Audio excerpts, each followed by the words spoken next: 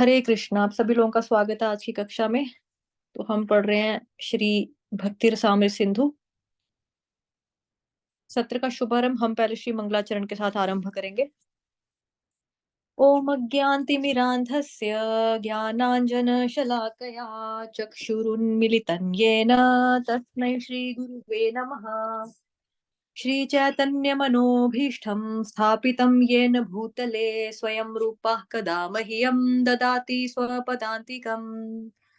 वन्देऽहं श्रीगुरुः श्रीयुतपदकमलं श्रीगुरुन् वैष्णवांश श्रीरूपं साग्रजातं सहगण रघुनाथान्वितं तं सजीवम् साद्वैतं सावधूतं परिजनसहितं कृष्णचैतन्यदेवं श्रीराधाकृष्णपादान् सहगण ललिता श्रीविशाखान्वितांश्च नमः ओं विष्णुपादाय कृष्णप्रेष्ठाय भूतले श्रीमते भक्ति वेदांत स्वामिन्निति नामिने नमस्ते सारस्वते देवे गौरवाणी प्रचारिणे निर्विशेष शून्यवादी पाश्चात्य देशतारिणे नमो महावदन्याय कृष्ण प्रेम प्रदायते कृष्णाय कृष्ण चैतन्य नामने गौरतुषे नमः।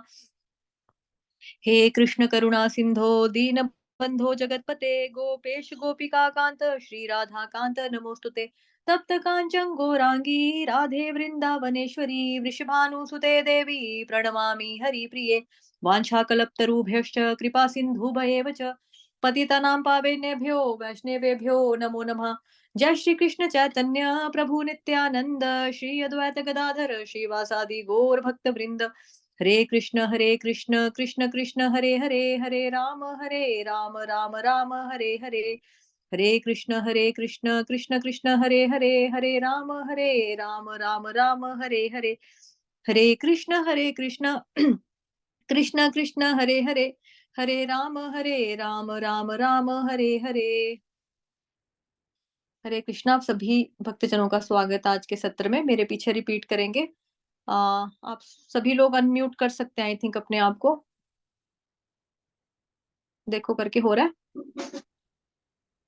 ठीक है, ओके। मेरे पीछे गाएंगे जो कि श्री धाम वृंदावन के षट गोस्वामियों को समर्पित है। नाना शास्त्र विचारणैक निपुनो सद्धर्म संस्थापको नानाशास्त्र शास्त्रविचारणैकनिपुणो सद्धर्म सद्धर्मसंस्थापकौ लोकानां हितकारिणौ त्रिभुवने मान्यौ शरण्यागरौ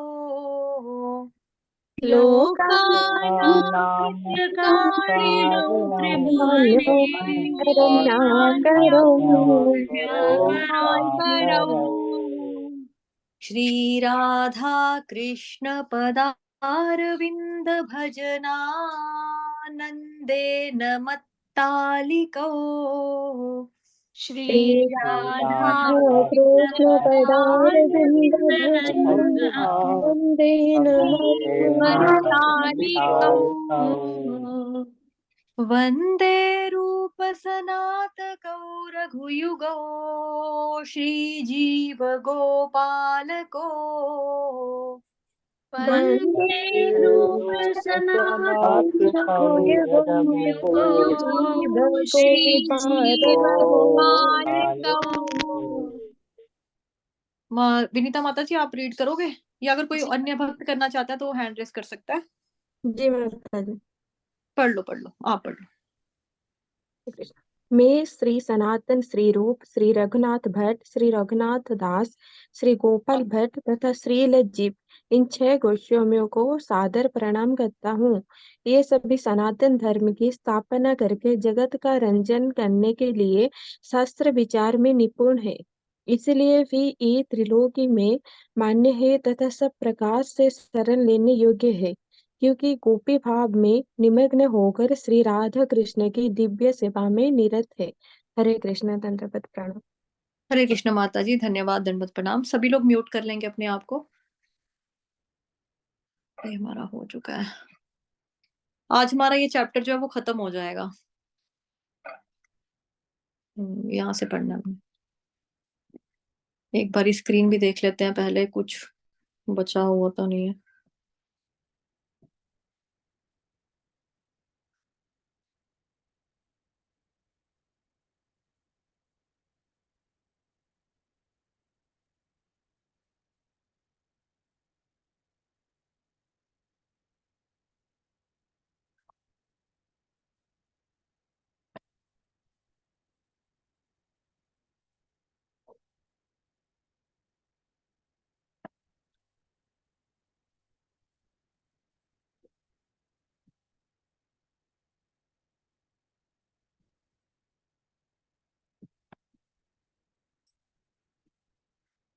ये तो पढ़ लिया हमने ना, साधारण विशेषात्मक एग्जाम्पल हैं सारे।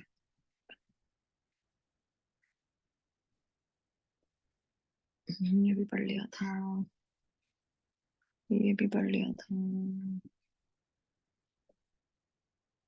ठीक है।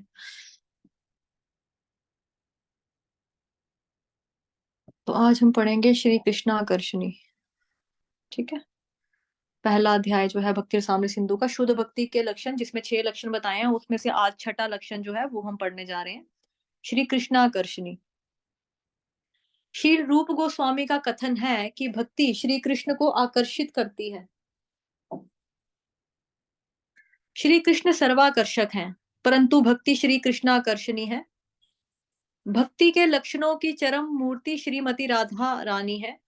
श्री कृष्ण को मदन मोहन कहा जाता है, वे कोटि कोटि कंदर्प दर्प दलन है, परंतु राधा रानी तो और भी अधिक आकर्षक है, यहाँ तक कि वे श्री कृष्ण को तक को आकृष्ट कर लेती हैं, अतः उन्हें भक्तजन मदन मोहिनी कहते हैं। इसमें से कुछ क्वेश्चंस निकल रहे हैं, जो लोग भक्ति शास्त्री कर रहे हैं उनके कुछ क्वेश्चंस निकल रहे हैं यहाँ से, वो मैं निशानी लगवा देती हूँ पहले। ठीक है, उसके बाद मैं एक्सप्लेन करती हूँ आपको। आप लोगों ने हाईलाइट करना है एक तो वर्ड, हाँ, भक्ति की प्रतीक राधा रानी है, या यहाँ पे जो नया वाला वर्जन है ना हमारी बुक का, उसमें लिखा है भक्ति की प्रतीक राधा रानी है। जिनके पास न्यू वाली बुक है, जिनके पास यही वाला पीडीएफ है जो मैं अभी पढ़ा रही हूँ, वही वाली हार्ड कॉपी है, तो उनको अंडरलाइन करना है ये वाला वर्ड। भक्ति के लक्षणों की चरम मूर्ति श्री राधा रानी है। ठीक है, नई वाली बुक में प्रतीक बताया, वहां पे पुरानी वाली बुक में बताया चरम मूर्ति श्रीमती राधा रानी है। इसको हाईलाइट करेंगे। श्री कृष्ण को मदन मोहन कहा जाता है, ये सबको पता है, लेकिन राधा रानी के होने की वजह से कृष्ण भगवान को मदन मोहिनी भी कहते हैं। इसके बारे में डिटेल में पढ़ेंगे, अभी सिर्फ हाईलाइट करो वर्ड्स को। क्यों कहते हैं मदन मोहन मोहिनी? क्योंकि कृष्ण भगवान आकर्षक हैं, लेकिन वो कृष्ण भगवान जो है वो राधा रानी से आकर्षित होते हैं। राधा रानी जो श्री कृष्ण भगवान तक को आकृष्ट कर लेती है, अपनी तरफ खींच लेती है, और कृष्ण भगवान को बताया सर्वाकर्षक, उनको खींचने की वजह से नाम पड़ गया कृष्ण भगवान का ये अतः भक्तजन उन्हें मदन मोहन मोहिनी कहते हैं। श्री कृष्णाकर्षण कर्षणी, मदन मोहन मोहिनी, ये इसके की वर्ड्स हैं जो मैं आपको बता रही हूँ। ठीक है, इतना समझ में आया? अभी इसको वापस जाएंगे स्क्रीन पे, यहाँ पढ़ते हैं थोड़ा सा। तो श्री कृष्णाकर्षणी का जो श्लोक है ये आपके सामने है, भक्ति रसामृत सिंधु ग्रंथ में से लिया है, पहले भाग का पहले अध्याय का 41 श्लोक है, 41वां, आई थिंक 41 ही बोलते हैं ना 41 को। कृत्वा हरि प्रेम भाजं प्रियवर्ग समन्वितम भक्तिर्वशीकरोतीति श्री कृष्णाकर्षणी मता। ट्रांसलेशन इसका ये है कि भक्ति कृष्ण और उनके सहयोगियों को आकर्षित करती है। भक्ति को श्री कृष्ण आकर्षणी कहा जाता है क्योंकि यह भगवान को प्रेम का आदि बना देती है और उनके सहयोगियों सहित उन्हें वश में कर देती है। अब दो जो हमने ये श्लोक पढ़ा और श्लोक का जो अनुवाद पढ़ा, उसका मोटा मोटा मीनिंग क्या है कि भक्ति के माध्यम से क्या होता है, मैं धीरे बोलती हूँ। भक्ति के माध्यम से जो कृष्ण जो है श्री कृष्ण भगवान, वो भक्तों के वश में आ जाते हैं, या फिर हम ये कह सकते हैं कि कृष्ण भगवान जो है भक्ति की वजह से भक्तों के अधीन हो जाते हैं। कौन अधीन हो जाते हैं? कृष्ण भगवान। ये इस श्लोक का मतलब है। ठीक, तो भक्ति दोबारा पढ़ लेंगे एक बार इसी को। भक्ति कृष्ण और उनके सहयोगियों को आकर्षित करती है। भक्ति को श्री कृष्णाकर्षणी कहा जाता है क्योंकि यह भगवान को प्रेम का आदि बना देती है और उनके सहयोगियों सहित उनको वश में कर देती है। ठीक है, ये इसकी डेफिनेशन थी। अब दोबारा से एक बारी पैराग्राफ पढ़ लेते हैं अच्छे से, क्योंकि 3 ही लाइंस हैं, पैराग्राफ तो क्या 3 लाइंस ही हैं। श्री रूप गोस्वामी का कथन है कि भक्ति श्री कृष्ण को भी आकर्षित कर लेती है। श्री कृष्ण सर्वाकर्षक हैं, परंतु भक्ति श्री कृष्णाकर्षणी है। अब भक्ति जो है उसको बोला गया यहाँ पे श्री कृष्णाकर्षणी। अब क्यों बोला गया भक्ति को? क्योंकि भक्ति कहाँ से आ रही है? ठीक है, राधा रानी से आ रही है। मतलब कि जो भक्ति की प्रतीक राधा रानी बताई है, क्योंकि राधा रानी भगवान जी की अंतरंगा शक्ति है। उनकी जो वृत्ति है ना, यानी कि स्वभाव है, वो भक्ति ही है, भक्ति। तो इसीलिए बताया गया यहाँ पे भक्ति जो है वो कृष्णाकर्षणी है, और भक्ति के लक्षणों की चरम मूर्ति श्रीमती राधा रानी है। ठीक है, भक्ति के लक्षणों की चरम मूर्ति श्रीमती राधा रानी है। श्री कृष्ण को मदन मोहन कहा जाता है। वह कोटि कोटि कंदर्प दर्प दलन है, परंतु राधा रानी तो और भी अधिक आकर्षक है, यहाँ तक कि वे कृष्ण को आकृष्ट कर लेती है, अतः भक्तजन उन्हें मदन मोहिनी कहते हैं। तो ये पढ़ा अभी तक हमने। ठीक है, अभी हम जाएंगे यहाँ पे। अभी जो लाइंस जो मैंने आपको हाईलाइट करवाई थी बुक में, उसके बारे में थोड़ी सी चर्चा करेंगे। यहाँ पर क्या लिखा है? सर्वोच्च भक्ति की प्रतीक जो है वो राधा रानी है। सर्वोच्च भक्ति की प्रतीक राधा रानी है। बेसिकली भक्ति अगर हम करते हैं तो भक्ति का मतलब क्या होता है कि जो राधा रानी है ना, उनके चरण चिन्हों के नक्शे कदम, मतलब कि उर्दू में बोले तो नक्शे कदम पे चलना। ठीक है, और हिंदी में बोलेंगे तो श्रीमती राधा रानी के चरण कमलों का अनुसरण करना, उसको फॉलो करना। एक होता है अनुसरण, एक होता है अनुकरण। अनुसरण का मतलब होता है फॉलो करना, अनुकरण का मतलब होता है नकल करना। तो नकल करना खतरनाक होता है, लेकिन फॉलो करना वो सही होता है हमारे लिए। ठीक है, तो जो आचार्य जन बताते हैं, जो हमारे श्री रूप गोस्वामी जी बता रहे हैं, प्रभुपाद जी ने जो तात्पर्य में हमें बताया है कि सर्वोच्च भक्ति की प्रतीक जो है वो राधा रानी है, तो उनकी कृपा से हमें भक्ति मिलती है। ठीक है, और दूसरा हमने पढ़ा कि कृष्ण भगवान जी के लिए मदन मोहन पढ़ा है ना, कि कृष्ण भगवान जो है वो मदन मोहन है। लेकिन भक्ति जो है वो कृष्ण भगवान को भी आकर्षित कर लेती है। भक्ति कृष्ण भगवान को भी आकर्षित कर लेती है। अभी भगवान कृष्ण के बारे में क्या कहा गया? मोस्ट अट्रैक्टिव है, वो सर्वाकर्षक कृष्ण भगवान। क्योंकि कृष्ण का मतलब ही क्या है? जो सबसे ज्यादा अट्रैक्टिव हो, सबसे ज्यादा अट्रैक्टिव, सबसे ज्यादा जिसके अंदर आकर्षण है, तो वो है कृष्ण भगवान। ठीक है, तो उनको, उन कृष्ण भगवान को भी जो है भक्ति आकृष्ट अपनी तरफ खींच लेती है। राधा रानी जो है कृष्ण भगवान से ज्यादा अट्रैक्टिव है। उनसे ज्यादा अट्रैक्टिव होने की वजह से क्या होता है कि वो कृष्ण भगवान को भी अपनी ओर खींच लेती है, कृष्ण भगवान को भी आकृष्ट कर लेती है। इसीलिए भक्तजन जो है वो उनको कहते हैं मदन मोहन मोहिनी। इतना क्लियर हो गया? मदन मोहन मोहिनी। अभी अगले पैराग्राफ में चलते हैं, अगला पढ़ते हैं। भक्ति का आचरण करने का अर्थ है राधा रानी के चिन्हों का अनुसरण करना। ये वही हो गया जो भी मैंने बताया, इसको हाईलाइट कर लो आप। राधा रानी के चरण चिन्हों का अनुसरण करना, भक्ति का आचरण। आचरण शब्द जो है ना, ये बहुत बार हमने सुना है, सबने सुना है, सब सुनते हैं, आते हैं, मतलब भक्ति में आचरण का होना जरूरी है, आचरण का होना जरूरी है। आचरण का मतलब बेसिकली क्या होता है? आचरण। आचार्य जो होते हैं, आचार्य का मतलब होता है जो हमें अपने आचरण से सिखाता है, उसको बोला जाता है आचार्य। ठीक है, कि वो किस तरह से रहते हैं, कैसे वो भक्ति करते हैं, जो हमें जिनके व्यवहार से, जिनके आचरण से हमको सीखने को मिले, उसको बोला जाता है आचार्य। तो भक्ति का आचरण करने का क्या मतलब होता है?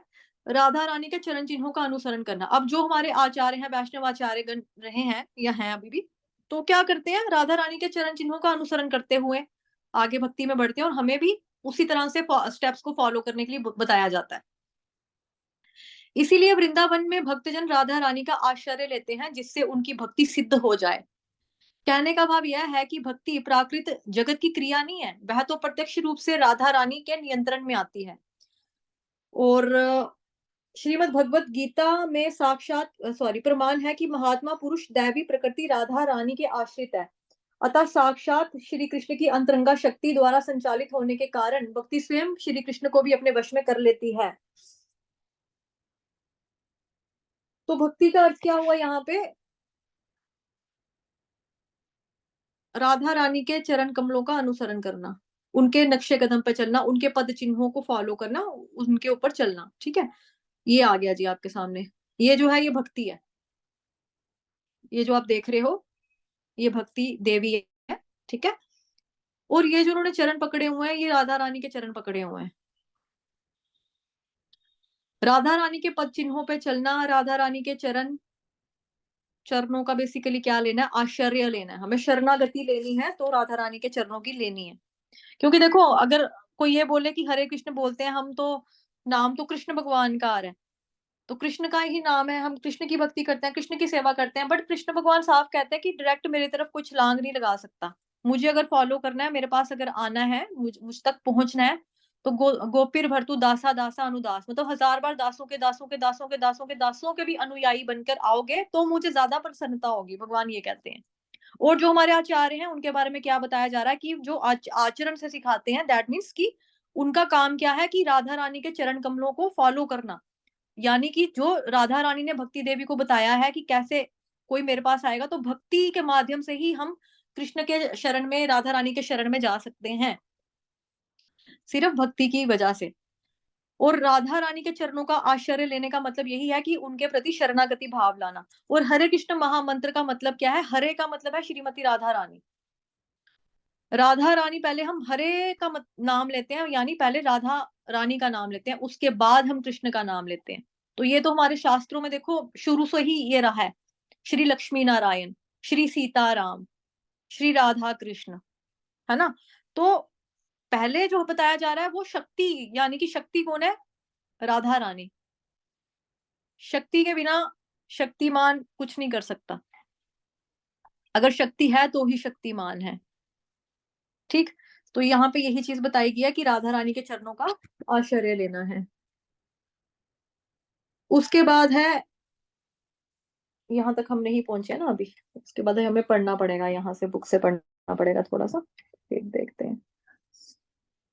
साक्षात अपने वश में कर लेती है राधा रानी। ठीक है,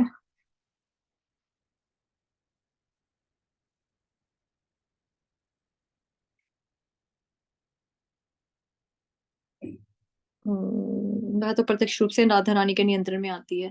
भगवत गीता में प्रमाण है कि महात्मा पुरुष देवी प्रकृति राधा रानी के आश्रिता, अतः साक्षात श्री कृष्ण की अंतरंगा शक्ति द्वारा संचालित होने के कारण भक्ति स्वयं कृष्ण को भी अपने वश में कर लेती है। तो भक्ति के द्वारा जो है कृष्ण भगवान भक्त के वश में हो जाते हैं। क्योंकि हमने पहले जो पढ़ा था कि सुदुर्लभा, उसमें भी पढ़ा था ना, दो रीजन है सुदुर्लभ के होने के, मोटे मोटे मुख्य दो रीजन बताए थे। एक तो कृष्ण भगवान खुद ही भक्ति नहीं देते, उसका रीजन ये होता है कि नहीं तो वो भक्त के अधीन हो जाएंगे। अब यहाँ पे बताया जा रहा है कि अगर कोई भक्ति करेगा तो भगवान उसके अधीन हो जाते हैं भक्त के। उसके उदाहरण हमने पढ़े भी थे ना, जैसे राजसूय यज्ञ का जो एग्जाम्पल पढ़ा था। फिर हमने पढ़ा था जी अर्जुन का, कृष्ण भगवान का, कि भगवान जो है वो सारथी बने अर्जुन के, ये चीज। ठीक है, श्री कृष्ण ने स्वयं श्रीमद् भगवत गीता में बताया है, भगवत गीता का canto number 11 chapter number 14 verse number 20 में बताया है, इस सत्य को स्वीकार किया कि हे उद्धव, भक्तों की प्रबल भक्ति मुझे जिस प्रकार आकर्षित कर सकती है, वैसे योग, सांख्य, धर्म, वेदांत, स्वाध्याय, तप, त्याग, दान आदि पुण्य कर्म नहीं कर सकते।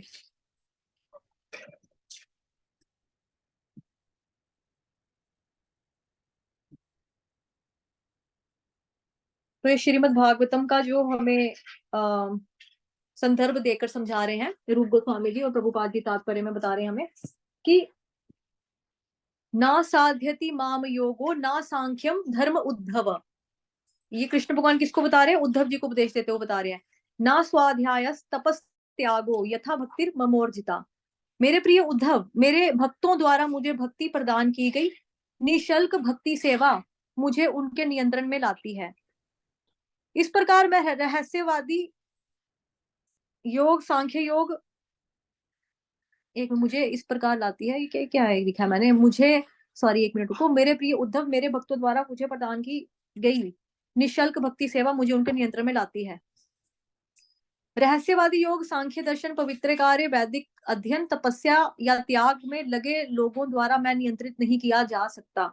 तो जो हमने यहाँ पर पढ़ा ना अनुवाद बेसिकली, क्योंकि देखो ये हम कॉपी पेस्ट करते हैं थोड़ा सा इंटरनेट से, गूगल से श्लोकास वगैरह को, तो उसमें थोड़ी सी गलती हो सकती है, लेकिन यहाँ पे साफ लिखा हुआ है बुक एज पर। अगर हम बुक जाएंगे यहाँ पे, इस सत्य को स्वीकार किया कि हे उद्धव, भक्तों की प्रबल भक्ति मुझे जिस प्रकार आकर्षित कर सकती है, यानी कि भगवान कृष्ण जो है आकर्षित अगर होते हैं तो किस चीज से होते हैं, केवल और केवल भक्ति से हो रहे हैं। ये भगवान कृष्ण खुद भागवतम में प्रूफ कर रहे हैं, बता रहे हैं, खुद अपने मुंह से बोल रहे हैं, मुंह जुबानी। वैसे योग जिस तरह से भक्ति आकर्षित करती है ना, उस तरह से मेरे को ना तो योग, ना सांख्य योग, ना धर्म, ना वेदांत, स्वाध्याय, ना तप तपस्या, ना त्याग, ना दान, कोई भी पुण्य कर्म आप कर लो, उस तरह से मुझे अट्रैक्ट नहीं कर पाएगा जिस तरह से मुझे भक्ति अट्रैक्ट करती है। ये कृष्ण भगवान बता रहे हैं, उद्धव को संदेश दे रहे हैं। इसका अन्य उदाहरण हमें वहां पर भी मिलता है, क्या बोलेंगे उसको, श्रीमद् भागवतम का 7th अध्याय का जो सेवंथ कैंटो का जो 10वां अध्याय है, उसका 48 श्लोक है। उसमें भगवान प्रेम भक्ति के बारे में बताते हैं कि अन्य उदाहरण जो है उसमें बताते हैं कि गोपियों के बारे में भी भगवान बताते हैं। उसको थोड़ा सा देख लेंगे, पढ़ लेंगे, ठीक है। आगे हम इसको पढ़ते हैं अभी। भक्तों की भक्ति के द्वारा भगवान कृष्ण के आकृष्ट होने का वर्णन श्रीमद् भागवतम के 7.10, ठीक है, 7वें कैंटो का 10वें अध्याय का 43rd और 44th श्लोक में नारद मुनि जी ने किया है। राजा युधिष्ठिर प्रहलाद महाराज का गुणगान कर रहे थे, उस समय नारद जी ने उन्हें संबोधित किया। सच्चा भक्त सदा दूसरे भक्तों की क्रियाओं का महिमा गान करता है। युधिष्ठिर महाराज प्रहलाद जी का गुणगान कर रहे थे, जो शुद्ध भक्त का लक्षण है। शुद्ध भक्त का लक्षण के बारे में यहाँ पे बताया जा रहा है कि जो शुद्ध भक्त होते हैं वो क्या करते हैं, दूसरे भक्तों का गुणगान करते हैं। शुद्ध भक्त अपने को कभी भी महान नहीं समझता, वो हमेशा अपने आप को दूसरों से नीचा ही समझता है, और दूसरों को अपने आप से हमेशा ऊंचा ही समझेगा। ये उसका लक्षण है, ठीक है, यहाँ पे शुद्ध भक्त का लक्षण है। शुद्ध भक्त का लक्षण क्या हो गया, एक तो दूसरे की तारीफ करना, दूसरे भक्त की प्रेज करना, दूसरा अपने आप को दूसरे भक्तों से छोटा मानना, और अपने जो दूसरे वाले भक्त होते हैं उनको अपने से ऊंचा मानना कि ये बहुत अच्छी भक्ति करते हैं, कितने महान भक्त है, कितने अच्छे भक्त है, कितनी अच्छी भक्ति करते हैं, इस तरह से, ठीक है। शुद्ध भक्त अपने आप को कभी महान नहीं मानता, वह तो निरंतर दूसरे भक्तों को ही अपने से श्रेष्ठ मानता है। राजा सोच रहे थे प्रहलाद महाराज भगवान की यथार्थ भक्त है, मैं तो कुछ भी नहीं हूं। ऐसे समय में नारद मुनि ने उनसे कहा, युधिष्ठिर, इस संसार में एकमात्र तुम पांडव ही भाग्यशाली हो, क्योंकि तुम्हारे घर में साक्षात नराकृति पर ब्रह्म भगवान श्री कृष्ण रहते हैं। वे औरों से बचते हैं, परंतु किसी भी परिस्थिति में तुम्हारा साथ नहीं छोड़ते। तो यही बात आ रही ना, भक्ति के द्वारा जो भगवान है भक्त के अधीन हो जाते हैं। वो बता रहे हैं नारद मुनि युधिष्ठिर महाराज को कहते हैं कि आप तो बहुत लक्की हो, सिर्फ आप लोग ही लकी हो, एकमात्र तुम पांडव ही इस संसार में, एकमात्र पांडव आप लोग ही भाग्यशाली हो। क्यों? क्योंकि आपके घर में तो खुद भगवान आते हैं, रहते हैं यहाँ पर आकर, और वो औरों से बचते हैं, लेकिन आप लोगों का साथ जो है ना, वो कभी भी किसी भी हालत में नहीं छोड़ते हैं। जिन परमेश्वर को दूसरे नहीं जानते, वे ही तुम्हारे साथ भाई, मित्र और सेवक तक बनकर रह रहे हैं। निश्चय ही तुमसे बढ़कर भाग्यवान त्रिभुवन में नहीं है। इसके बारे में थोड़ी सी चर्चा कर लेते हैं। ये बहुत ही अच्छा इंसिडेंट है जो बताया है यहाँ पे, जो हमें संदर्भ दिया बेसिकली। हम्म ये आ गया आपका श्लोक जो भी हमने पढ़ा, ठीक है। उसमें हमने क्या पढ़ा, इससे पहले वाला जो भी, मतलब इससे पहले वाला श्लोक था, उसमें भागवतम का जो रेफरेंस दिया था 11वें कैंटो का 14वें श्लोक का 20वां वर्ष। उसमें यह था कि भगवान ने क्लियरली उद्धव को बता दिया कि केवल भक्तों के द्वारा की गई भक्ति से ही मैं आकर्षित हो सकता हूँ। उनके वश में अगर मैं होता हूँ, किसी के वश में अगर मैं होता हूँ, तो भक्तों के वश में होता हूँ। रीजन भक्ति की वजह से मैं उनके वश में होता हूँ, क्योंकि केवल भक्ति ही मेरे को नियंत्रित कर सकती है। इसी के बारे में जो श्लोक है, भगवान भगवत गीता का जो 18वां अध्याय है, लास्ट चैप्टर, उसके 55th वर्स में, 55 को क्या बोलेंगे, 55 पंजाबी में 55, ठीक है। उसमें बताया भगवान ने, भक्त्या माम अभिजानाति यावा निश्चास्मि तत्त्वतः ततो माम तत्त्वतो ज्ञात्वा विशते तदनंतरम। केवल भक्ति से ही मुझ भगवान को यथा रूप में जाना जा सकता है। जब मनुष्य ऐसी भक्ति से मेरे पूर्ण भावनामृत होता है, तो वह वैकुंठ जगत में प्रवेश कर सकता है। ये श्लोक हमें भक्ति शास्त्री में था भी, अगर याद होगा आप लोगों को, तो ये लर्न भी करवाया था हमें। भक्त्या माम अभिजानाति यावनश्चास्मि तत्वतः ततो माम तत्वतो ज्ञात्वा विशते तदनंतरम। तो भगवान यहाँ पर भी भगवत गीता में भी खुद बता रहे हैं कि भक्ति से ही, केवल भक्ति से ही मुझ भगवान को यथारूप जाना जा सकता है। तो दैट मीन्स भगवान ने भक्ति की इंपॉर्टेंस जो है वो हमें जगह जगह बताने की ट्राई की है। भगवत गीता में भी बताया है, भागवतम में भी बता रहे हैं कि भक्ति ही है एक ऐसी चीज जिसके द्वारा आप मुझे यथारूप, यथारूप का मतलब क्या हुआ, एज इट इज जानना, यानी कि तत्व के रूप में जानना। भगवान कृष्ण को तत्व के रूप में जान सकते हैं हम जब मनुष्य ऐसी भक्ति कर लेता है कि मतलब जो भक्त दृढ़ विश्वास के साथ, श्रद्धा के साथ लगा रहता है, भक्ति करता रहता है, और कैसी भक्ति करता है, पूर्ण रूप से भगवान के प्रति शरणागत हो जाता है, तत्व के रूप में भगवान को जानता है, तो वह वैकुंठ जगत में प्रवेश कर सकता है। ये भगवान ने गीता में भी बताया। अभी जो अभी श्लोक पढ़ा हमने वो ये वाला है, ठीक है। इसका है जी श्लोक नंबर 7th अध्याय, सॉरी 7th कैंटो का 10th चैप्टर का 48 नंबर श्लोक। यूयम नृलेके, सॉरी यार मेरे को ट्यून अब ना इतनी श्लोकात होते हैं, हर एक का धुन अलग होता है ना, थोड़ा सा टंग स्लिप हो जाती है। रुको धुन याद करने दो, कौन सी धुन लगेगी इस पे, कौन सा छंद है, 1 मिनट। यूयम नृलोके। ओके ओके, गा दो गा दो गा दो, गो हेड प्लीज। तो जी पूरी तरह तो नहीं आता, लेकिन ट्राई कर सकती हूँ। बिल्कुल बिल्कुल बिल्कुल, गाओ गाओ। यूयं नृलोके भूरि भागा लोकं पुनानमुन्योऽभियनति भियन्ति येषां गृहान् आस्तीति साक्षात् गुडं परं ब्रह्म मनुष्यलिंगम। हाँ माता जी, आगे भी पढ़ देंगे अनुवाद। जी जी जी। मुनि ने आगे कहा, मेरे नारद मुनि ने आगे कहा, मेरे प्रिय महाराज युधिष्ठिर, आप सभी यानी पांडव बेहद भाग्यशाली हैं, क्योंकि भगवान श्री कृष्ण आपके महल में एक मनुष्य की भांति निवास करते हैं। बड़े बड़े साधु पुरुष भी इस बात को भली भांति जानते हैं, इसलिए वे निरंतर इस घर में आते रहते हैं। हरे कृष्णा।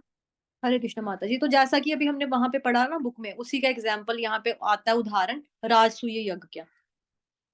राजसूय यज्ञ के दौरान क्या होता है कि जैसे देखो हमारे यहाँ पे शादियां या कोई फंक्शन होते हैं ना, हम भौतिक संसार के लोगों की जिंदगी में, घरों में मतलब, तो क्या होता है कि हमारे रिश्तेदार आकर कहते हैं, जैसे लड़की की शादी है, किसी बच्चे के मुंडन है, कोई काम शाम होगा तो आप हमको बताना, हमारे लायक कोई सेवा होगी तो हमको बताना। तो कोई बोलेगा मैं फूलों का बंदोबस्त कर दूंगा, कोई कहेगा मेरा कैमरे वाला वाकफ है, फोटोग्राफी के लिए उसको लेकर आऊंगा, अच्छी फोटो खींचेगा।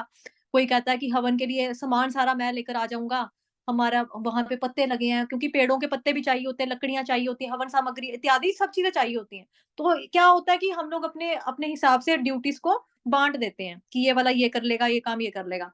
तो राजसूय यज्ञ के दौरान क्या होता है कि कृष्ण भगवान जी आते हैं, तो पांडवों से बात करते हैं, खास तौर पे महाराज युधिष्ठिर से वो बात करते हैं, क्योंकि वही राजसूय यज्ञ का मतलब मेन थे। तो उनसे बात करते हैं कि आपने सभी को सेवाएं दी हैं, तो मैं भी कोई सेवा करने की इच्छा रखता हूँ, मुझे भी कोई सेवा दे दो। तो युधिष्ठिर महाराज जो होते हैं वो हंसते हैं, वो कहते हैं आप आपको हम क्या सेवा दे सकते हैं, मतलब कि कोई भी सेवा नहीं है आपके लिए, आप बस आ जाना। जैसे हम लोग भी कई बार मेहमानों को बोलते हैं ना, आप बस आ जाना, कोई सेवा नहीं है, बस आ जाना। तो वो भी कहते हैं आप बस आ जाना, लेकिन कृष्ण भगवान कहते हैं नहीं नहीं, आया तो हो ही नहीं सकता, मैं तो सेवा किए बिना रह ही नहीं सकता, मेरे को तो कोई ना कोई सेवा चाहिए। तो युधिष्ठिर महाराज कहते हैं अच्छा चलो ठीक है, आप ऐसा करना, जो लोग सेवाओं में कार्यों में लगे होंगे ना, आप उनको देखना, उनके ऊपर नजर रखना कि वो ठीक से काम कर रहे हैं या नहीं कर रहे हैं। आप बस यहाँ पे आना, आराम से बैठना और उनके ऊपर देख रेख करना, नजर रखनी है आपने बस। कृष्ण भगवान कहते हैं ये कोई सेवा थोड़ा ही, क्योंकि मतलब सभी लोग जो है वो धर्म का पालन करते हैं और सेवा कर रहे हैं, और मैंने क्या नजर रखनी है, मैंने खुद सेवा करना चाहता हूँ कोई। तो फिर युधिष्ठिर महाराज कहते हैं आप इतना ही फोर्स कर रहे हो अगर मेरे को, तो भाई मेरे को तो नहीं दिमाग में आ रहा कि मैं क्या सेवा दे सकता हूँ आपको, तो आप खुद ही चूज कर लो कि आपको क्या करना है, मेरे दिमाग में तो कुछ भी नहीं आ रहा कि क्या क्या दे सकते हैं आपको। तो ऐसे में क्या होता है कि जो युधिष्ठिर महाराज होते हैं, जब भगवान जी को ऐसे कहते हैं, तो भगवान कहते हैं चलो ठीक है, मैंने अपनी सेवा जो है वो चुन ली, चूज कर लिया मैंने कि मुझे क्या करना है। आई होप मेरी आवाज आ रही है, क्योंकि किसी का कॉल आ रहा था बीच में, तो डिस्कनेक्ट तो आ नहीं हुई रही है मेरी? माता जी। ठीक है। आ रही आ रही। तो युधिष्ठिर महाराज कहते हैं आप खुद चुन लो आपको जो सेवा करनी है। तो ऐसे में जो भगवान कृष्ण होते हैं वो कहते हैं कि जो भी बारात लोग आएंगे आपके यज्ञ में, उनका मैं वेलकम करूंगा, स्वागत करूंगा। और स्वागत किस तरह से करूंगा कि आने वाले जो लोग होंगे उनके चरणों को धोऊंगा। ठीक है, मतलब जैसे हमारे घर में कंजक जब पूजते हैं तो हम लोग देवी लड़कियों का मतलब कि स्वागत करते हैं, पाउंड होते हैं ना, पाउंड होकर करते हैं। तो कृष्ण भगवान कहते हैं कि मैं क्या करूंगा कि जो भी आपके घर में गेस्ट आने वाले हैं, मेहमान आने वाले, वैष्णव ब्राह्मण जो भी आने वाला है, मैं उनके पैरों को धोऊंगा। और जब उनको आप भोजन कराओगे तो जो जूठी पतले होती हैं, जो मतलब पेड़ की नहीं बनी होती, पत्तियों की जो बनी होती, पत्तियों की प्लेट बनी होती है पत्तों का, उसको मैं पत्तलों को उठाऊंगा, पत्तलों का उठाकर मतलब की जगह को साफ सफाई कर दूंगा।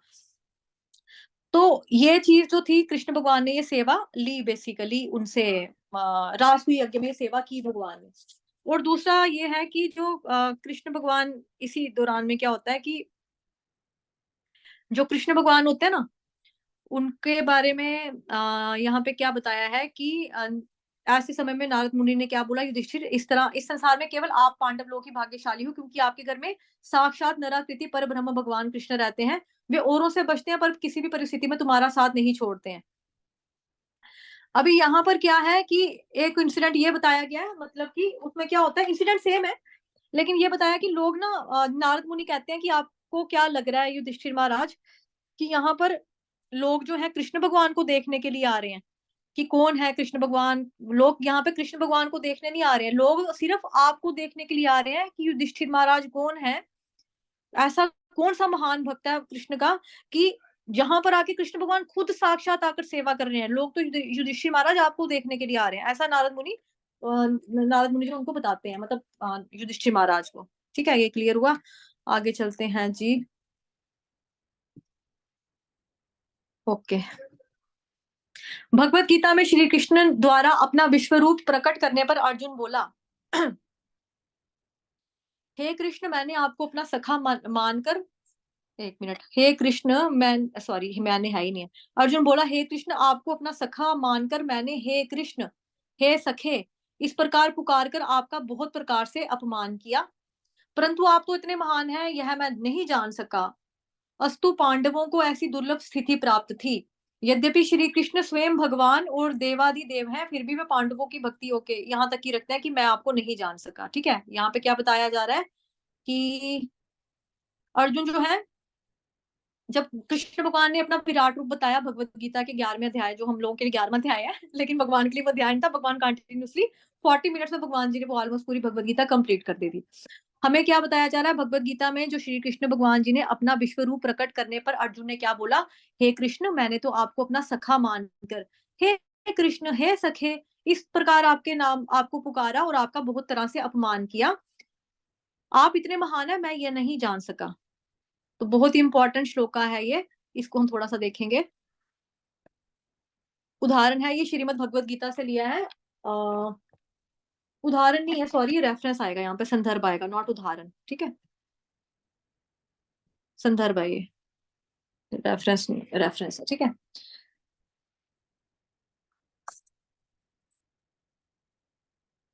सखेति मत्वा प्रसभं यदुक्तं, हे कृष्ण, हे यादव, हे सखेति, अजानता महिमानन्तवेदं, मया प्रमादात् प्रणयेन वापि, यच्चावहासार्थमसत्करोतोऽसि, विहारशय्यासन भोजनेषु, एकोऽथवाप्यच्युत तत्समक्षं, तत् क्षामये त्वामहं महमप्रमेयम्। आघात के साथ आएगा, महमप्रमेयम्। ठीक है, तो सखेति मत्वा प्रसभम यदुक्तम, हे कृष्ण, हे यादव, हे सखेति। तो भगवान कृष्ण को अर्जुन क्या बता रहे हैं कि आपको अपना मित्र मानते हुए मैंने हठपूर्वक आपको हे कृष्ण, हे यादव, हे सखा जैसे संबोधनों से पुकारा है, क्योंकि मैं आपकी महिमा को नहीं जानता था। मैंने मूर्खतावश या प्रेमवश में जो कुछ भी किया है, कृपया उसके लिए आप मुझे क्षमा कर दें। यही नहीं, मैंने तो कई बार आराम करते, एक साथ लेटे हुए, साथ साथ खाते पीते बैठते हुए, या अकेले, कभी अकेले तो कभी अनेक मित्रों के समक्ष आपका अनादर किया है। हे अच्युत, मेरे इन अपराधों को आप क्षमा कर दें।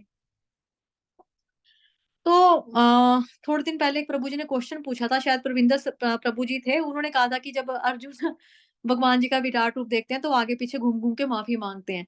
तो वो यही है कि उन्होंने भगवान ने जब अपना विश्व रूप दिखा दिया तो उनको पता लग गया कि यही भगवान है, तो फिर क्या होता है, फिर वो उस तरह से वो माफी मांगते, तो वही बताया जा रहा है यहाँ पे, क्योंकि मैं आपकी महिमा को नहीं जानता था, मैं आपको एज ए फ्रेंड ही ले रहा था कि मेरी बुआ का लड़का है, हम जीजा साला हैं आपस में, ठीक है, तो मामा बुआ के बच्चे हैं, जीजा साला है, फ्रेंड भी हैं हम लोग आपस में, तो इस तरह से मैंने आपका अनादर कर दिया। कभी मैंने, जैसे हम लोग आपस में बोलते हैं, ए विनीता, ओए ओए राहुल क्या कर रहा है, इस तरह से, तो ए ओ करके हम बात करते हैं। इकट्ठे हम लोग एक ही बेड में अगर लेटते हैं, खाते खाते या लेटे लेटे, कभी मैंने कहा हो कि आप आगे हो जाओ, एक साथ लेटे हुए, साथ खाते खाते पीते या बैठे हुए, कभी अकेले या कभी दूसरे फ्रेंड्स के सामने आपका अनादर किया हो, तो हे अच्युत, मेरे इन समस्त अपराधों को आप क्षमा कर दें। तो यहाँ पे ये चीज जो है ये बताई गई है। इसके अलावा और भी हम देखते हैं कि जैसे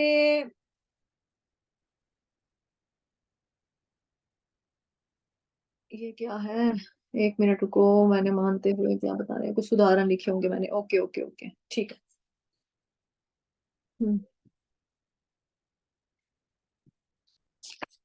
इसके अलावा और भी हम देखते हैं, जैसे ना पांडव पांडव के बारे में एग्जाम्पल आया, गोपियों के बारे में आता है, बाल गोपाल जो कृष्ण भगवान जी के फ्रेंड्स थे, उन सबके साथ जो था कृष्ण भगवान जी का प्यार था, और असीम प्यार था, असीम प्रेम था, वे उनके वश में थे, गोपियों के वश में थे।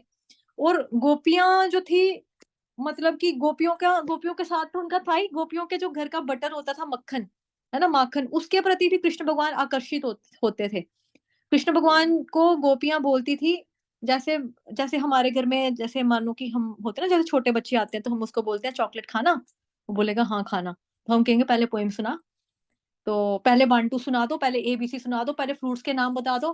तो ऐसे ही वो जब कृष्ण भगवान बाल लीला कर रहे थे, है ना, बाल लीला कर रहे थे, तो गोपियों ने उनको पकड़ना, उनको कहना कि मक्खन खाना, मक्खन चाहिए, उन्होंने बोला हाँ हाँ खाना खाना, उन्होंने बोला थोड़ा नाच के बताओ, तो कृष्ण भगवान ने नाचना उनके लिए। तो ये रस का आस्वादन हो रहा है, आनंद, क्या बोलेंगे, आदान प्रदान हो रहा है आनंद का।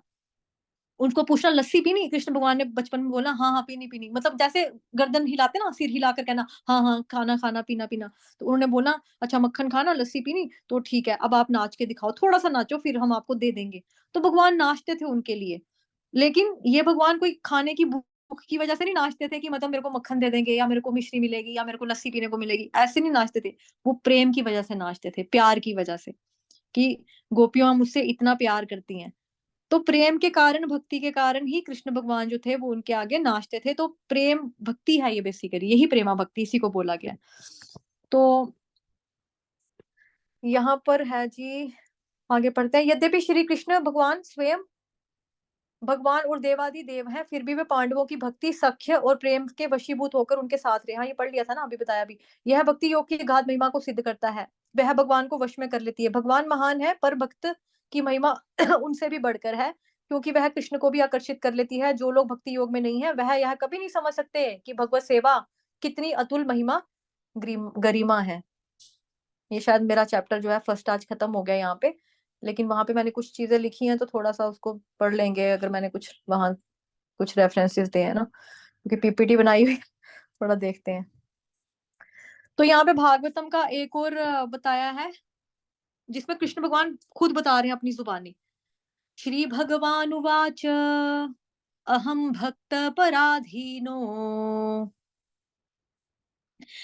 ह्य स्वतंत्र इव द्विजा साधु भीरग्रस्त हृदयो भक्तिर्भक्त जन प्रिय। भगवान ने ब्राह्मण से कहा, मैं पूरी तरह से अपने भक्तों के नियंत्रण में हूँ। अच्छा, अब मुझे समझ में आ गया मैंने क्या एग्जाम्पल दिया है ये पढ़कर। ओके, मैं पूरी तरह से कहाँ पे गया जी, मैं भक्त के पूरी तरह से, एक मिनट, मैं पूरी तरह से अपने भक्तों के नियंत्रण में हूँ। दरअसल मैं बिल्कुल भी स्वतंत्र नहीं हूँ, क्योंकि मेरे भक्त पूरी तरह से भौतिक इच्छाओं से रहित है। मैं केवल उनके हृदय के भीतर विराजमान हूँ।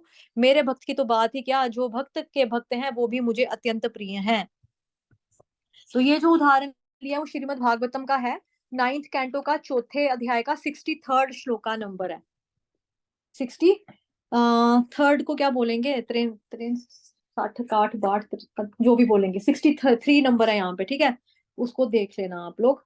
तो श्लोक के बारे में बताती हूँ कि ये जो श्लोक लिया है, कोट किया, तो इसमें हुआ क्या था बेसिकली। इसमें बताया गया है कि अम्बरीश महाराज के बारे में और दुर्वासा मुनि के बारे में। ठीक है, आधे लोगों को तो पता होगा, कुछ लोगों को उसके बारे में ज्ञान नहीं होगा, तो उस इंसिडेंट के बारे में बता देती हूँ कि क्या हुआ था। अम्बरीश महाराज और दुर्वासा मुनि की ये कथा है। इसमें क्या होता है कि बताया जाता है कि जैसे देखो इस श्लोक में अभी हमने पढ़ा तो क्या पढ़ा, भगवान ने ब्राह्मण से कहा, तो कौन से ब्राह्मण से कहा? दुर्वासा मुनि से कहा था। ठीक है, मैं पूरी तरह से अपने भक्तों के नियंत्रण में हूँ, यानी कि भगवान जो है भक्ति के माध्यम से भक्तों के कंट्रोल में होते हैं। मैं बिल्कुल भी स्वतंत्र नहीं हूँ। भगवान कहते हैं मैं आजाद नहीं हूँ, मैं तो बंधा हूँ। अभी यशोदा मैया ने भी तो बांध लिया था प्रेमवश, है ना। चूंकि मेरे भक्त पूरी तरह से भौतिक इच्छाओं से रहित है, मेरे भक्तों को कुछ भी मटेरियलिस्टिक डिजायर्स नहीं होते, वो उनसे परे होते हैं। तो ऐसे लोग जिनकी जिंदगी में, जिनके दिल में मेरे अलावा कुछ और नहीं है, अन्याभिलाषिता शून्यम ज्ञान कर्मादनावृतम, पढ़ा था ना पहला श्लोक। मैं केवल उनके हृदय के भीतर ही विराजमान हूँ, जिसकी कोई भौतिक इच्छा नहीं है, उसके दिल में मैं रहता हूँ। मेरे भक्त की तो बात ही क्या, कहते हैं भक्त के दिल में तो रहता ही हूँ। इसके अलावा जो मेरे भक्तों के भक्त है ना, वो लोग भी मुझे अत्यंत प्रिय हैं। ये भगवान ने किसको बोला? दुर्वासा मुनि को बोला। अब मैं बताती हूँ उसके कथा के बारे में, अम्बरीश महाराज और दुर्वासा मुनि की स्टोरी। इसमें क्या होता है, बताया गया कि भगवान कृष्ण जो है किस प्रकार से अपना प्यार लुटाते हैं अम्बरीश महाराज पे, किस तरह से भगवान, मतलब बेसिकली शो कर रहा है कि भगवान कितने भक्त वत्सल हैं। भक्त वत्सल भगवान श्री कृष्ण, उनके बारे में यहाँ पे बताया जा रहा है। तो क्या होता है कि जो महाराज अम्बरीश थे ना, वो भगवान कृष्ण भगवान जी के महान भक्त थे, अच्छे भक्त थे। तो एक बार क्या होता है, मैं थोड़ा धीरे बोलती हूँ। एक बार क्या होता है कि एकादशी होती है, और एकादशी के दिन क्या होता है, हम सब जानते हैं कि व्रत होता है। तो द्वादशी जो होती है, यानी कि द्वादशी व्रत के पालन के पश्चात क्या होता है, उन्होंने भगवान केशव की विग्रह की सेवा, पूजा, अभिषेक किया, और ब्राह्मणों को दान और भोजन कराने के उपरांत वो द्वादशी खोलने वाले थे। जो अम्बरीश महाराज थे, उन्होंने ब्राह्मणों का सत्कार किया, जो भी रिचुअल्स रहते हैं कि पूजा किया, फूल अभिषेक सब किया भगवान जी का, फिर ब्राह्मणों को दान दिया, उनको खाना खिलाया, यानी कि प्रसाद दिया। उसके बाद उन्होंने व्रत खोलना था, अपना पारण करना था। तभी वहां पर क्या होता है, दुर्वासा मुनि आ जाते हैं। दुर्वासा मुनि जो प्रकट होते हैं उधर, तो राजा उनको देखते हैं, यानी अम्बरीश महाराज देखते हैं, तो वो दंडवत प्रणाम करते हैं उनको। उनको कहते हैं आप भी हमारे साथ भोजन खाओ, थोड़ा प्रसाद ले लो, हमारे साथ पाओ आकर। तो दुर्वासा मुनि ने बोला हाँ कोई बात नहीं, मैं आता हूँ, अभी खाता हूँ, आपके साथ आ जाऊंगा, अभी पहले ना यमुना में मैं स्नान करके आता हूँ। तो उन्होंने बोला ठीक है, आप यमुना नदी में जाओ, स्नान इत्यादि कर कर आ जाओ, कोई बात नहीं। तो वो यमुना नदी में स्नान करने चले गए। अब मुनि को लौटने में विलंब हो रहा था, लेट हो रही थी। यहाँ पे द्वादशी का जो, क्योंकि हम सब जानते हैं एकादशी का व्रत रखते हैं, तो जो अगले दिन द्वादशी को हम लोग व्रत खोलते हैं, तो उसका एक पारण का समय निश्चित होता है, फिक्स होता है कि इस तरह से इतने बजे तक आप लोगों को व्रत खोलना है। तो उसी तरह से क्या हुआ कि वहां पे व्रत खोलने में लेट हो रहे, क्योंकि मुनि को लेट हो गया आने में, यानी कि जो दुर्वासा मुनि थे उनको आने में लेट हो गया। तो महाराज अम्बरीश ने सोचा कि अब मैं क्या करूं, मतलब कि बहुत कम, थोड़ा सा समय बच गया हुआ है। उन्होंने सोचा एक तरफ तो मैंने ब्राह्मण को भोजन कराए बिना, अगर महाराज अम्बरीश ने अपना व्रत तोड़ दिया तो ब्राह्मण का मेरे को दोष लग जाएगा, अतिक्रम का दोष लगेगा कि मतलब मैंने रिस्पेक्ट नहीं की, डिसरिस्पेक्ट कर दिया, उनको बोला आओ खाना खाएंगे और मैंने खुद व्रत खोल लिया। दूसरी तरफ उन्होंने सोचा कि अगर मैं जो निर्धारित मुहूर्त हमको बताया जाता है, पारण समय बताया गया है, उसके अंदर अपना व्रत नहीं खोलूंगा, वो फिर भगवान की प्रसन्नता के लिए किया गया जो व्रत रखा है मैंने, ये असफल हो जाएगा। अब वो दुविधा में पड़ गए, उसको बोला जाता है धर्म संकट, मतलब एक तरह का उनके लिए हो गया, मैं करूं तो क्या करूं अब। तो इस धर्म संकट के निवारण के लिए उन्होंने क्या किया, अपने जो बड़े थे, है ना, उन लोगों से सलाह मशवरा किया, परामर्श लिया, यानी कि अन्य ऋषि मुनि से, मतलब उन्होंने सलाह ली। तो उन्होंने बोला कि ये डिसाइड हुआ कि केवल आप पानी ले लो, जल के द्वारा पारण कर लो, व्रत का व्रत खोल लो, उससे आपका व्रत टूटेगा भी नहीं और टूटेगा भी, मतलब खुल तो जाएगा लेकिन टूटेगा भी नहीं। तो इस तरह से आप क्या कर सकोगे, मतलब इसके साथ ही ब्राह्मण से पूर्व भोजन करने का आपको दोष भी नहीं लगेगा कि आपने रिस्पेक्ट कर दिया। आपको बुरा भी नहीं होगा आपके साथ कि आपने ब्राह्मण से पहले खाना खा लिया। तो आप थोड़ा सा पानी पी लो। तो उन्होंने पानी पी दिया महाराज अम्बरीश ने, और वो वेट करने लगे दुर्वासा मुनि का। ठीक है, जब वो दुर्वासा मुनि जो थे वो नहाने के लिए गए, उनको वहां लेट हो गया, तो फिर जब दुर्वासा मुनि लौटते ना, तो बिकॉज जो दुर्वासा मुनि थे अच्छे खासे तपस्वी थे, उन्होंने, उनकी तपस्या में इतना ज्यादा बल था, इतना स्ट्रॉन्ग तपस्या थी उनकी, कि उनको तपोबल से सारा कुछ ज्ञात हो गया, पता लग गया कि इन्होंने व्रत खोल लिया।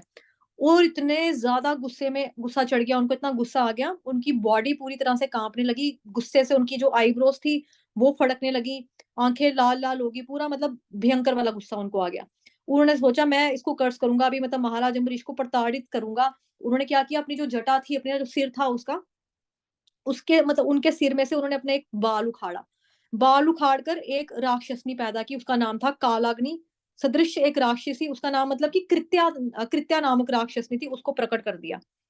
अब जो कृत्या थी, वह कृत्या हाथों में त्रिशूल लेके ना महाराज अम्बरीश की तरफ दौड़ने लगी, मतलब मारने के लिए, प्रहार करने के लिए वो चली गई, मतलब कि मैं इसको मारूंगी अब, मतलब राजा को मारूंगी अब, राक्षसनी कहती है। लेकिन जो महाराज अम्बरीश थे वो भगवान कृष्ण के भक्त थे, वो थोड़ा सा भी उनको विचलित नहीं हुए। एक तो उनको ऋषि मुनियों के प्रति भी बहुत श्रद्धा थी, है ना, तभी तो वो सोच रहे थे कि अगर मैंने खा लिया तो मेरे को पाप लगेगा, दोष लगेगा कि मैंने डिसरिस्पेक्ट किया है। तो लेकिन भगवान जी की प्रसन्नता के लिए भी उनको व्रत खोलना था, तो उन्होंने खाली पानी ही पिया, तो उन्होंने कुछ भी नहीं किया, विचलित नहीं हुए वहां पे, मतलब कि भक्त वत्सल थे, भगवान तो भक्त वत्सल है, तो उन्होंने अपने भक्त की रक्षा करनी थी। तो वो वहां विचलित नहीं, वो चुपचाप वहीं पे खड़े हो रहे ऐसे ही। तो भक्त वत्सल भगवान जो थे हमेशा भक्तों की रक्षा के लिए वो आते हैं, और सुदर्शन चक्र की ड्यूटी इसी बात के लिए उन्होंने रखी हुई है। तो सुदर्शन चक्र को नियुक्त किए रखते हैं हमेशा ही वो। और जिस तरह से जो एक दावानल एक क्रोधित सर्प को भस्म कर देता है, कि मतलब जंगल में अगर आग लगी है तो वहां पे सांप मर जाएगा, भक्ति के द्वारा ही होता है ये पॉसिबली, हमने पढ़ा था ना, किसमें पढ़ा था ये, हाँ इसी में तो पढ़ा था, भक्ति सामने सिंधु में भी पढ़ा था, और मंगल आरती जो माता जी करवा रहे हैं उसमें भी शायद हमने एग्जाम्पल पढ़ा था। तो क्रोधित सर्प को भस्म कर देती है जो भक्ति होती है। तो सुदर्शन चक्र ने क्या किया, अपने भक्त की, मतलब भगवान का जो भक्त है, भगवत भक्त की रक्षा करने के लिए उस असुर को पहले तो जलाकर राख कर दिया। अब लगा जी नंबर दुर्वासा मुनि का। ठीक है, अब दुर्वासा मुनि के पीछे पीछे चले गए, कृष्ण भगवान जी ने छोड़ दिया चक्कर।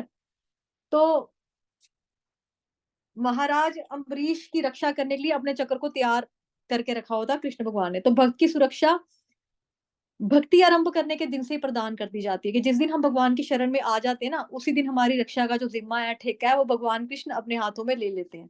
और जो अम्बरीश महाराज थे वो तो बहुत अच्छे भक्त थे भगवान के।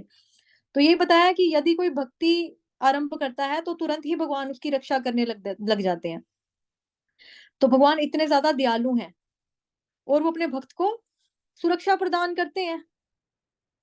अब जब भगवान ने उस चुड़ैल, वो क्या बोलेंगे, राक्षसनी को भस्म किया, तो उसके बाद अगला जो वार था अब दुर्वासा मुनि का लगना था। तो दुर्वासा मुनि के पीछे पीछे क्या हुआ, जो चक्र था ना वो घूमना शुरू कर दिया उसने, चक्र ने। तो चक्र जो था वो, अब ये जैसा फोटो में देख पा रहे हो, चक्र पीछे पीछे, तो दुर्वासा मुनि आगे आगे। ठीक है, तो जो दुर्वासा मुनि थे वो बहुत डर गए, भयभीत हो गए, और अपने प्राणों को बचाने के लिए सभी दिशाओं में दौड़ने लगे, भागने लगे। और वो जहां जहां पर भी जा रहे थे, वहां वहां पे सुदर्शन चक्र जो था ना, उसका पीछा ही नहीं छोड़ रहा था, प्रचंड अग्नि की तरह, मतलब वो पीछे करता करता करता करता जा रहा था चक्र, सुदर्शन चक्र। तो थक हार कर क्या हुआ, जो ये जो दुर्वासा मुनि थे, वो कृष्ण भगवान जी के चरणों में पहले चले जाते हैं, कृष्ण भगवान जी से जाकर पहले माफी मांगते हैं कि भाई मतलब शरण आया हूं मैं आपकी, मैं शरणागति हूँ, मैंने समर्पण किया आपके प्रति, मेरे साथ ऐसे मत करो। ठीक है, तो पहले फिर वो क्या करते हैं कि मतलब कि ब्रह्मा जी के पास भी जाते हैं, फिर ब्रह्मा जी उनको कहते हैं मैं तो कुछ नहीं कर सकता, फिर वो कृष्ण भगवान के पास जाते हैं। तो कृष्ण भगवान जी के जब वो पास जाते हैं, तो कृष्ण भगवान उनको क्या बताते हैं, उनको रिमाइंड करवाते हैं। कृष्ण भगवान उसको यही बोलते हैं कि जो भी अभी हमने श्लोक पढ़ा ना, कृष्ण भगवान उसको यही बोलते हैं कि मेरा जो, भी बताती हूँ क्या पढ़ा हमने श्लोक में, वापस जाते हैं श्लोका की तरफ ही आ जाएंगे यहाँ पे। श्री भगवान उवाच अहम भक्त पराधीनो ह्यस्वतंत्र इद्विज साधुभिर्ग्रस्त हृदयो भक्तिर्भक्त जन प्रिय। भगवान ने फिर ब्राह्मण से कहा, मैं पूरी तरह से अपने भक्तों के नियंत्रण में हूँ, दरअसल मैं बिल्कुल भी स्वतंत्र नहीं हूँ, चूंकि मेरे भक्त पूरी तरह से भौतिक इच्छाओं से रहित हैं, मैं केवल उनके दिल के भीतर ही विराजमान हूँ। मेरे भक्त की तो बात ही क्या, जो मेरे भक्तों के भक्त हैं ना, वो भी मुझे अत्यंत प्रिय हैं। तो ये भगवान जो है दुर्वासा मुनि को जब ये बताते हैं, ठीक है, तो फिर दुर्वासा मुनि को समझ में आता है कि मैंने किसके प्रति अपराध कर दिया। तो फिर वो अम्बरीश महाराज जी के चरणों में गिर पड़ते हैं, उनसे सॉरी बोलते हैं, माफी मांगते हैं। तो यही चीज होती है। तो भगवान ने यही यहाँ पर बताया कि मैं किस तरह से भगवान बेसिकली भक्त वत्सल हैं, वो उसके बारे में बताया यहाँ पे कि भगवान किस तरह से आ जाते हैं, भगवान का भक्तों के साथ क्या संबंध है। तो भगवान उसके बारे में भी बताते हैं कि साधवो हृदय मह्य साधु नाम हृदय तब तब हम मध्यंते ना जानांति ना हम ते भयो मनागपि। ये श्रीमद् भागवतम का जो 9th कैंटो का है, ये चौथे अध्याय का 68 वर्ष नंबर है कि जो मैं शुद्ध भक्त के दिल में हमेशा रहता हूँ, वो शुद्ध भक्त मेरे पास रहता है हमेशा। एक दूसरे के दिल में हम लोग वास करते हैं, ये मतलब है श्लोक का। मेरे भक्त मेरे अतिरिक्त कुछ नहीं जानते और मैं अपने भक्त के अलावा किसी और बंदे को नहीं जानता। ये भगवान के वचन है, ये भगवान कहते हैं। ठीक है। और जो हमने पढ़ा यहाँ पर एंड में, जो प्रभुपाद जी बता रहे हैं कि ईश्वर महान है किंतु भक्ति ईश्वर से भी महान है। पढ़ा ना ये लाइंस में हमने, जो प्रभुपाद जी ने बताया यहाँ पे बुक में।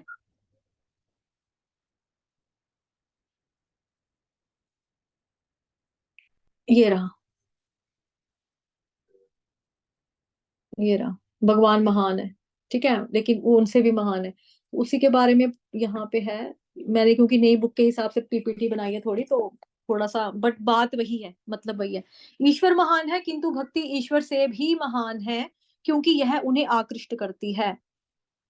तो इंग्लिश में बोलते हैं God is great but devotional service is greater than God. तो इसका अगर हम निष्कर्ष देखें, कंक्लूजन देखें, तो सार इसका यही है कि जो भगवान की भक्ति है ना, भक्ति एक्चुअली भगवान से भी ज्यादा श्रेष्ठ है, वो बेटर है ज्यादा। अब भक्ति भगवान से श्रेष्ठ है, तो भक्ति भगवान से श्रेष्ठ क्यों है?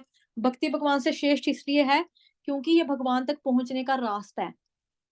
अगर हमने भगवान तक जाना है तो पहले भक्ति ही करनी पड़ेगी। भक्ति योग, भक्ति के माध्यम से ही हम भगवान तक पहुंच सकते हैं। दूसरा रीजन ये है कि भगवान को भक्ति आकर्षित करती है, भगवान अट्रैक्ट होते हैं भक्ति की वजह से। तीसरा रीजन ये है कि भगवान खुद चाहते हैं कि हम भक्ति करें। चौथा रीजन इसका यह है कि भगवान की इच्छा शक्ति और प्रेम के कारण ही भक्ति जो है भगवान जिसे महान बनी है। तो ये क्वेश्चंस भी मैंने आपको सॉल्व करवा दिए अभी। ठीक है। इसके साथ ही हमारा जो फर्स्ट चैप्टर है ये खत्म हो जाता है यहाँ पे। एक बारी सभी लोग हरे कृष्ण महामंत्र का उच्चारण कर देंगे एक साथ, क्योंकि पहला अध्याय जो है वो पूरा हो गया।